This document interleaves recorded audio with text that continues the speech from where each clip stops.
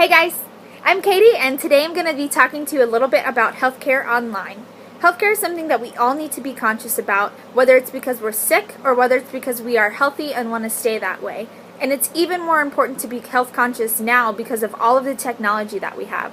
So, why does healthcare online matter? Like most things, healthcare is making a big shift to the world of technology through electronic health records and more. It is now more commonplace to see a doctor or a nurse with a computer or a tablet writing down everything that you're telling them than it is not. It's actually become part of law now for healthcare systems to utilize and implement technology through what is called meaningful use in order to get reimbursed by Medicare and Medicaid. It's more efficient and it will be more cost effective for you and your doctor. The first thing we're going to talk about is the patient portal. So, what exactly is a patient portal? According to the government's website, healthit.gov, a patient portal is a secure online website that gives patients convenient 24-hour access to personal health information from anywhere with internet access. This portal is usually set up through your primary care physician office, but it can also be set up through a specialty office and even hospitals and emergency rooms after you get discharged. The biggest concern over these electronic health records and patient portals, you'll hear them called EHRs or EMRs, is safety and privacy. How do we really know that our private information is secure? That's where HIPAA comes in.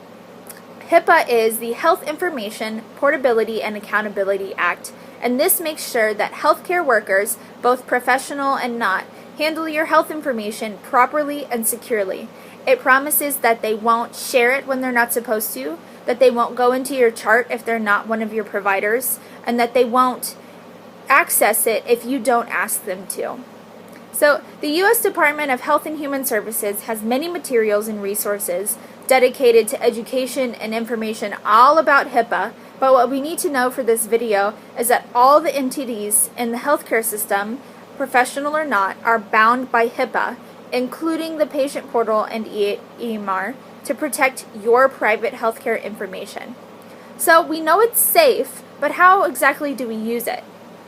Patient portal, once you set up your personal login and password, is regulated by your doctor's office, and it's filled to the brim with the information about you and your doctor's office. So you can have access to your most recent doctor's visits, your medical history, lab work and lab results, discharge summaries, prescriptions and medications that you're taking, and more. You can even schedule appointments online, you can get results from exams, you can request prescription refills, and you can even pay your bills. Now, who doesn't want to do that? Patient portals also have lots of educational material straight from your doctor that you can access. Once you've set up your account, your health is literally right at your fingertips. This makes being health conscious and in control of your own health much more convenient and easy. Next, we're going to talk about health online, both yours and what you Google. Don't worry, we all do it. We talked a little bit about health information, privacy, and security, but now we need to dive into the information that you're looking for and whether or not it's actually credible.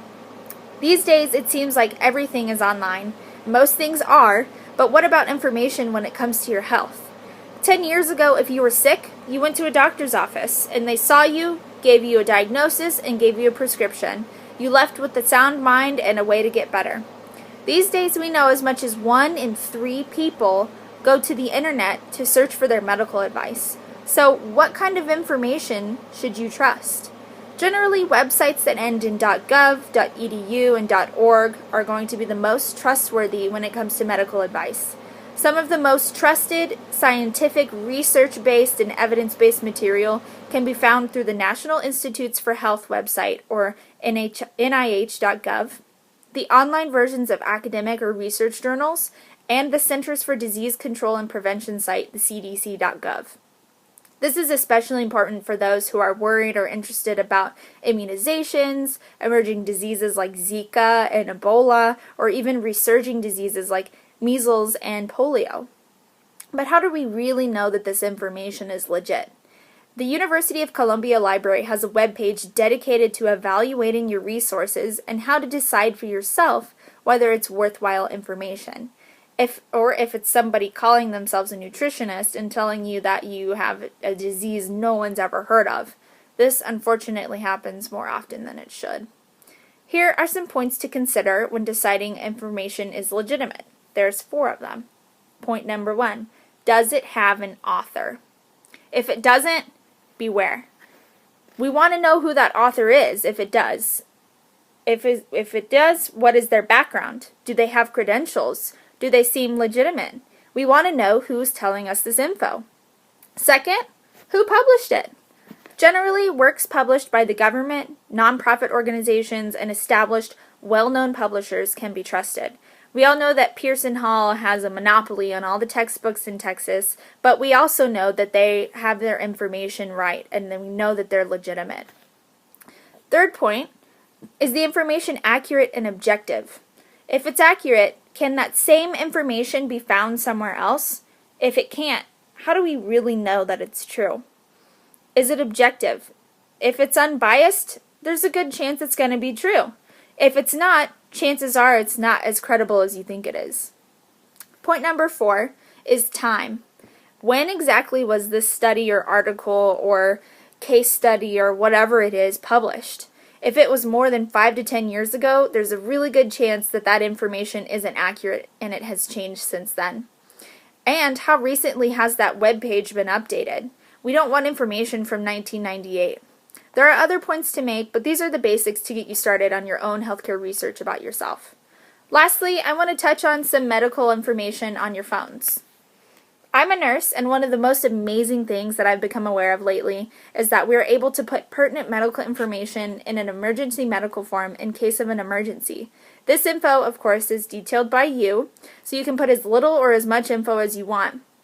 I know we all like to keep our phones locked away and private, but this option can really, literally save your life. On mine, if you go here, go to emergency. On mine, I have some pertinent medical information like my diagnosis of asthma and a drug allergy to penicillin. And normally in everyday life, these don't bother me or affect me whatsoever. But in emergency, it can be the difference between sick and sicker or even life and death. So that's it for our video today. If you have any questions, just leave a comment below. But if not, I'll see you later. Bye!